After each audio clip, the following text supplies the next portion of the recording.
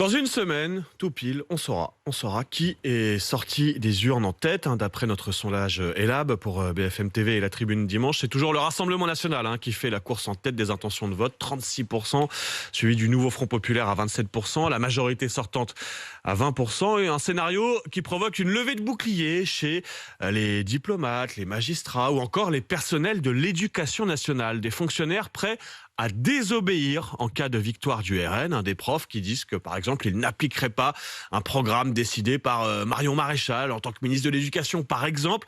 Voilà le genre de scénario contre lequel ils estiment qu'il faudra désobéir. Alors, que pensez-vous de ces appels, de ces pétitions lancées notamment par des profs? On va en débattre tous ensemble ici en plateau. Martin Bourdin est toujours là, évidemment. Nicolas Poincaré, Emmanuel Le Chypre viennent de s'installer. Bonjour messieurs, Amélie Rosic aussi. Bonjour Amélie. Et puis au 32-16, je vois déjà Fabrice, qui nous appelle de l'Oise. Bonjour Fabrice. Oui, bonjour. Ah bah vous bonjour êtes agent Charles, territorial. Bonjour à toute l'équipe. Salut Bonjour. Fabrice. Salut, Agent territorial dans quel domaine? Qu'est-ce que vous faites? Dans un syndicat qui dans l'assainissement. D'accord. Et donc, quelque part, agent de la fonction publique, Fabrice. C'est ça, tout à fait, ça. depuis 97. Tout à fait. Eh ben, Oui. ça m'intéresse particulièrement ce matin, Fabrice. Qu'est-ce qui se dit entre collègues? Alors, vous, j'imagine que...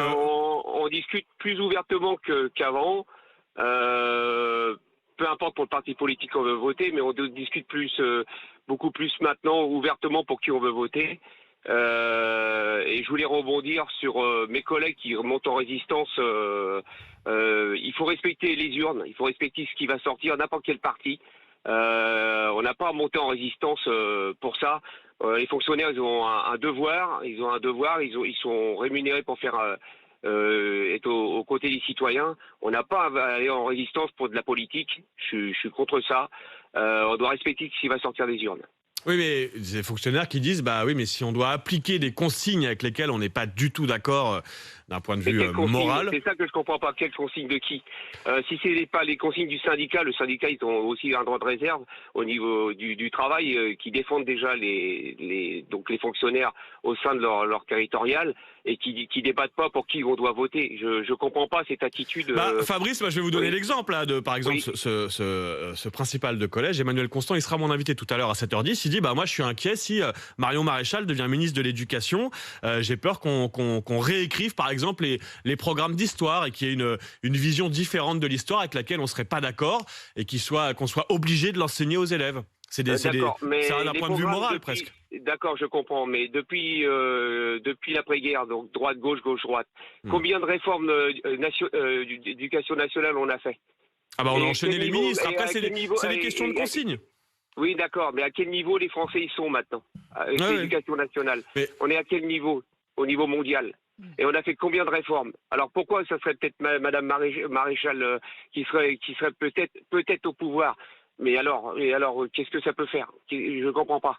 Pour vous, les profs qui sont pas d'accord, ils font quoi? Ils doivent quitter l'éducation nationale? Ben, pas du tout. Ils acceptent, comme je l'ai dit précédemment, ils acceptent le vote des Français, tout simplement. Pourquoi ils démissionneraient? Parce qu'un tel est ministre. Oui, mais je comprends pas cette attitude. Je comprends pas. Alors bougez pas, Fabrice, on va voir ce qu'en dit Aurélien, qui lui est dans le Nord. Bonjour Aurélien. Bonjour à tous. Aurélien, ingénieur commercial, donc pas du tout dans la fonction publique. Comment vous regardez ce débat entre fonctionnaires? Mais je travaille avec des fonctionnaires. Parce que je travaille dans un groupe de téléphonie, je vais pas dire le nom. Mais ça arrive à des gens très bien, Aurélien. Il n'y a aucun jugement. Aurélien, dites-nous. Ils se prennent pour qui? Alors, ça veut dire quoi? On va dire que Charlemagne a pu exister? On va dire que Jeanne d'Arc elle a pu exister? Non mais enfin, on marche sur la tête. Un programme d'histoire, c'est dans les livres. On va pas rechanger tous les livres. Mais hier, je discutais avec ma belle-sœur qui me dit, mais t'es malade? Tu t'es prêt à ce que tes filles elles puissent plus faire d'IVG quand elles veulent? Est-ce que tu es prête à vivre dans un monde? Non mais on marche sur la tête. Il y a des idées préreçues. On affabule sur un potentiel nouveau Premier ministre, mais ça va pas changer des masses.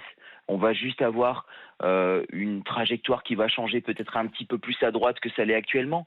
Mais Aurélien, c'est pas vraiment ce que promet le RN. Il promet au contraire, c'est un argument électoral de dire on va changer radicalement les choses. C'est comme ça qu'on... Mais oui, bien sûr. En fait, moi je suis parent d'immigrés. Mes parents sont nés à l'étranger, sont nés en Italie. Enfant d'immigrés. Okay. Voilà, c'est ça. Excuse-moi, pardon. Je suis un enfant d'immigrés. Ils sont arrivés en France parce qu'il y avait du travail à l'époque. Ils se sont bien intégrés. On se sent très attaché à la France.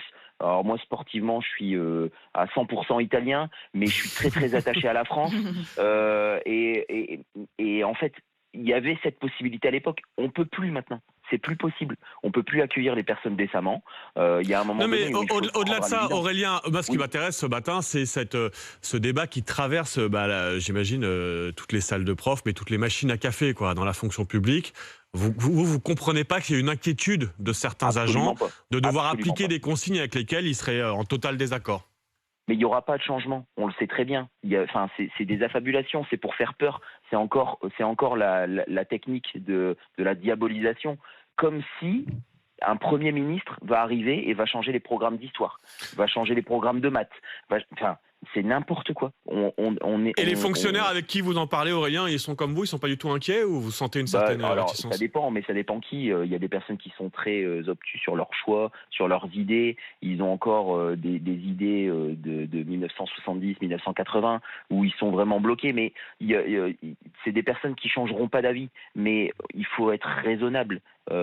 S'il y a quelque chose, s'il y a un nouveau gouvernement, on va pas changer les programmes. Il n'y a pas de raison de faire de grève. Alors là, ils disent bien si il y a des changements, mais il n'y aura pas. C'est sûr et certain. Pour vous, c'est sûr, en tout cas, oui, je ne me sens pas du tout inquiet. Et pour vous, c'est injustifié, en tout cas, déjà, de crier au loup, quelque part. Aurélien, je l'entends. Vous êtes sur la même ligne que Fabrice, en fait, qui est encore avec nous. Fabrice, qui lui est directement agent territorial. Fabrice, vous non plus, vous ne comprenez pas vos collègues. Est-ce que, Fabrice, parmi vos collègues, il y en a qui vous disent déjà... Moi, si on a des consignes, d'un gouvernement, d'une administration dirigée par le RN, je serais moins à l'aise pour les appliquer. Vous vous rendez compte que des magistrats disent, voilà, si c'est le RN qui est au pouvoir, mais alors, quand vous passez devant un magistrat, vous savez déjà la couleur qu'il a, et c'est pas normal. Et puis en plus, en tant que fonctionnaire, déjà les fonctionnaires, on nous tape dessus. Et donc, des choses comme ça nous donne pas notre notre cote ne remonte pas quoi. Je veux dire par là que les fonctionnaires on est déjà critiqués et de faire des choses comme ça va pas nous arranger. Bon, merci Fabrice d'en avoir témoigné en tout cas ce matin en tant qu'agent territorial. Merci aussi à Aurélien d'être passé depuis le Nord au 32-16. Vous continuez vous aussi évidemment à réagir ce matin au 32-16.